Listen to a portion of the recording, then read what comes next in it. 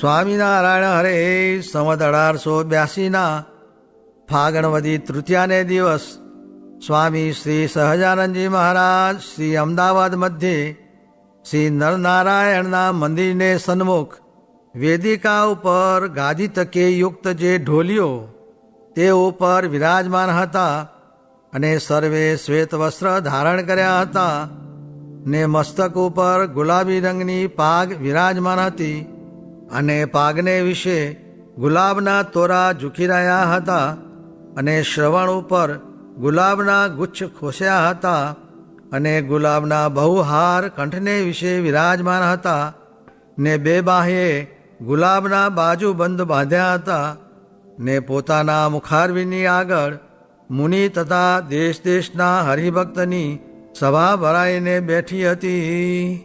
પછી શ્રીજી મહારાજ મુનિ મંડળ તથા હરિભક્ત પ્રત્યે એમ બોલ્યા છે, સર્વે સાંભળો, એક વાત કરીએ છીએ જે પ્રથમ ભગવાનના સ્વરૂપનો દ્રઢ નિશ્ચય કરવો.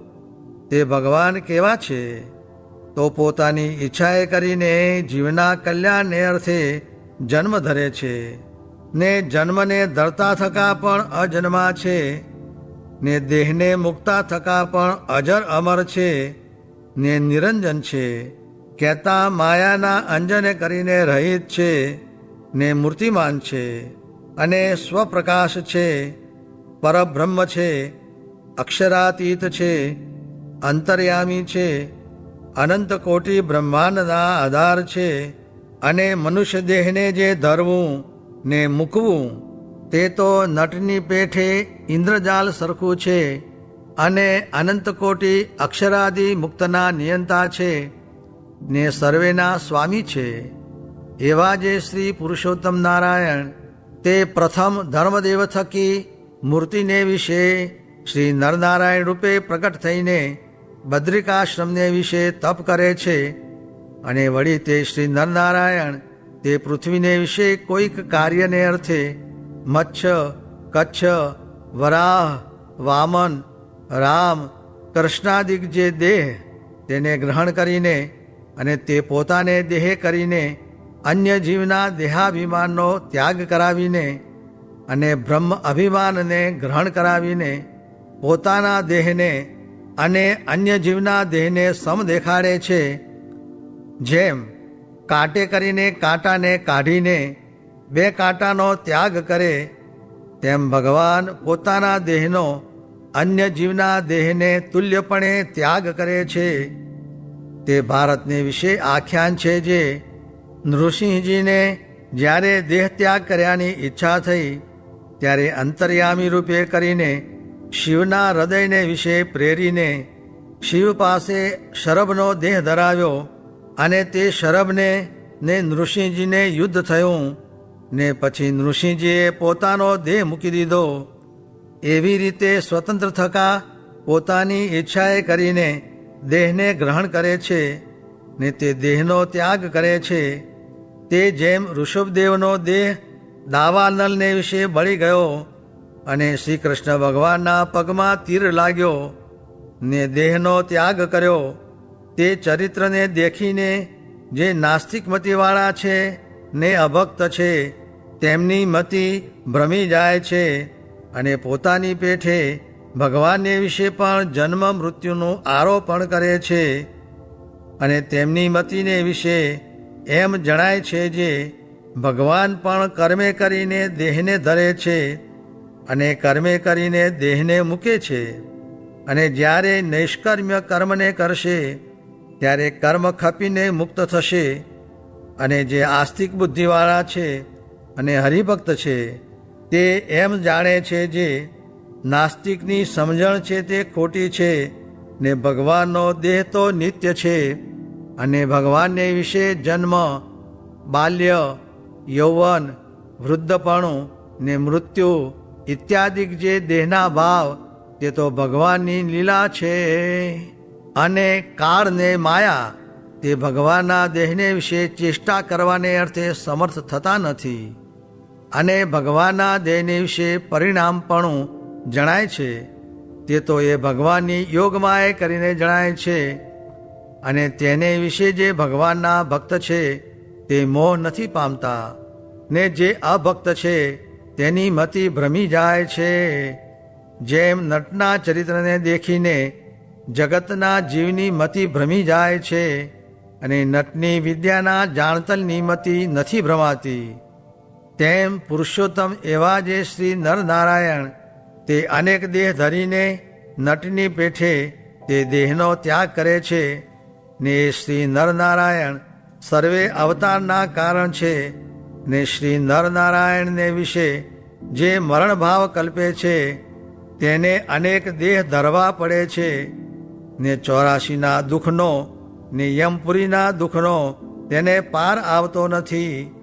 અને જે શ્રી નરનારાયણને વિશે અજર અમરપણું સમજે છે તે કર્મ થકી ને 84 થકી મુકાઈ જાય છે.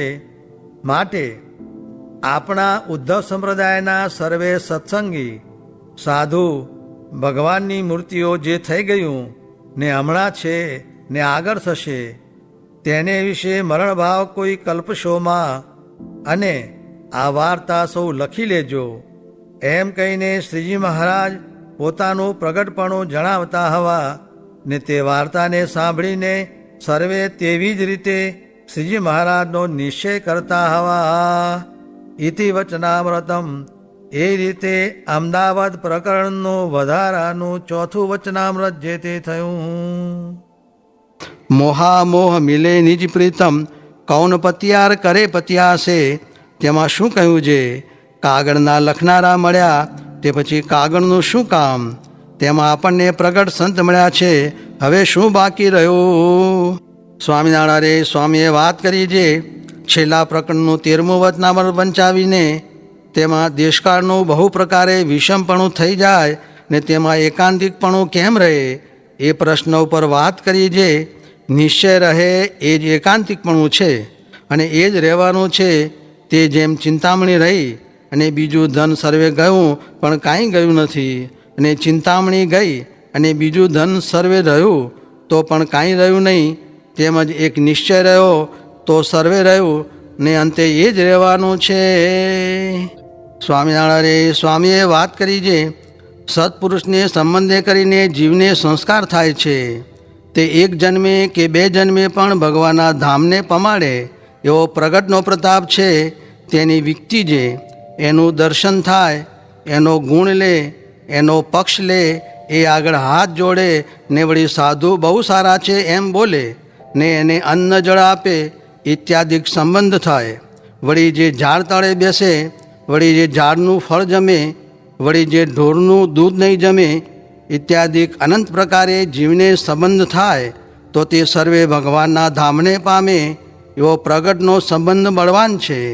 અને પરોક્ષના સંસ્કારનું ફળ એ છે જે ખાવા મળે, દેહે સાજો રહે ને લોકમાં આબરૂ ધર્મ રહે, એ પરોક્ષના આશ્રયનું ફળ છે.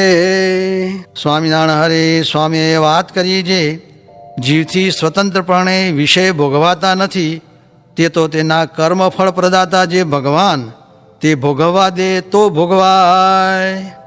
સ્વામિનારાયણ સ્વામીએ વાત કરી છે સ્વામિનારાયણના નામથી કાળો સર્પ કરડ્યો હોય તો ચડે નહીં, ને દેહનું આયુષ્ય કોઈનું ખૂટી રહ્યું હોય તો મરે, નિકર એ મંત્ર જપે તો મરે નહીં, ને આ ભગવાન આ મંત્ર ને આ સાધુ બીજે ક્યાંય નથી. સ્વામિનારાયણ હરે સ્વામીએ વાત કરી છે પાંડવ ભગવાનના પ્રતાપે કરીને દુઃખને જેમ સમુદ્ર ગાયના પગલાં જેટલો તરવાને સુગમ થાય તેમ તરી ગયા. માટે આપણે તો કામ ક્રોધ જીતવા એ તો તિમંગળથી ને દુર્યોધનના સૈન્યથી પણ બળિયા છે, પણ ભગવાનની આજ્ઞામાં રહ્યાથી તરી જવાશે. માટે ભગવાનના પ્રતાપનું બળ રાખવું. સ્વામિનારાયણ હરે સ્વામીએ વાત કરી છે સ્વામીએ કાર્યાણીમાં વાત કરી છે દેહ હોય તે વિષય તો ભોગવવા પડે, પણ અનાદરથી ભોગવવા, આદરથી ભોગવવા નહીં. ને હાલ તો જેમ મહારાજ પ્રગટ બેઠા હોય ને જેવો સમાસ થાય ને જેવું ભજન થાય તેમજ સમાસ થાય છે ને ભજન થાય છે. સ્વામિનારાયણ હરે સ્વામીએ વાત કરી છે વ્યવહારિક માણસની ને સત્સંગીની ક્રિયા સરખી છે, પણ સત્સંગી ભગવાનના કહેવાના તેથી મોક્ષ થાય છે. આનું ફળ તો આજકાલ મહિને કે વર્ષે પણ મળશે, ને સમાસ ઘણો કરશે. ને કોઈક જાણતા હશે જે કરીએ છીએ ને કેમ કાંઈ થતું નથી, પણ આ તો મેળવણ નાખીએ છીએ તે દહીં થઈને ઘી તો વલોવ્યા પછી નીકળશે. ને આ વાત તો બહુ દુર્લભ છે, ને આ સત્સંગ તો ઘણો થયો છે, ને સર્વે પૃથ્વીના માણસ કરશે, પણ આવા કેનારા ક્યાંથી મળશે? ને રૂપિયા તો ગાળે ગાળે આવશે, ને હવેલીઓ પણ થશે, પણ આ નહીં મળે. ને હવે તો કોઈ વાતની કલ્પના રાખવી નહીં. ને આ જીવ સમજવા માંડ્યો તે દિવસથી આજ સુધી ખેડ કરી, વેપાર કર્યો તો પણ રોટલાને દાળ મળે છે, પણ રૂપિયાનો ઢગલો મળે તો શું થાય? દુઃખ થાય. તે માટે આપણને જે ભગવાન મળ્યા છે તે કરશે તે થશે. ને દાળ રોટલા ને વસ્ત્ર તો ગળામાં લીધા છે તે દેશે. ને મોરે તો કટક ધાડા મિયાણા ને માળિયાના હાટી કંઈક લૂંટી લેતા, ને ખાવા અન્ન મળતું નહીં, ને કાળ પડતા, ને કાં તો ટીડણા ઉંદર ને રોગ એ પણ કંઈક આવતા, એવા મહાદુઃખ આવતા. ને આવું સાનુકૂળ તો કોઈ દિવસ આવ્યું નહોતું એમ જણાય છે. માટે ભગવાન બજાનો લાગ તો આજ જ છે. અરે અમે 22 વર્ષ વનમાં રહ્યા, તે 3 દિવસે અન્ન મળે, ને ટાઢ તડકો વરસાદ અને હિમા પડ્યા રહેતા, ને ઓઘામાં રહેતા, ને એક ગોદડીભર રહેતા, એવા દુઃખ સહન કર્યા છે. અને અધ્યાત્મ અધિભૂત ને અધિદૈવ એ ત્રિવિધ તાપનું રૂપ કર્યું છે. અધ્યાત્મ તો એ જે આ દેહમાં રોગ આવે, અધિભૂત જે સરપ સાવજ આદિ પરથી દુઃખ થાય, ને અધિદૈવ જે તીડ ઉંદર આદિ દેવતા સંબંધી દુઃખ થાય, તે ભગવાન ભજે તો મટે. ને ખરેખરું ભજે તો આમ આપણા સામું જોઈ રહે એવા ભગવાન દયાળુ છે. તે ઉપર વાત કરી જે શ્રી કૃષ્ણે તો કહ્યું છે જે 56 કોટી જાદવ લક્ષ્મી આદિ પટરાણીઓ ને આ મારો દેહ જેવો વાલો નથી તેવા ઉદ્ધવજી પ્રિય છે. એમ દયા કરે છે. માટે એવું થાવું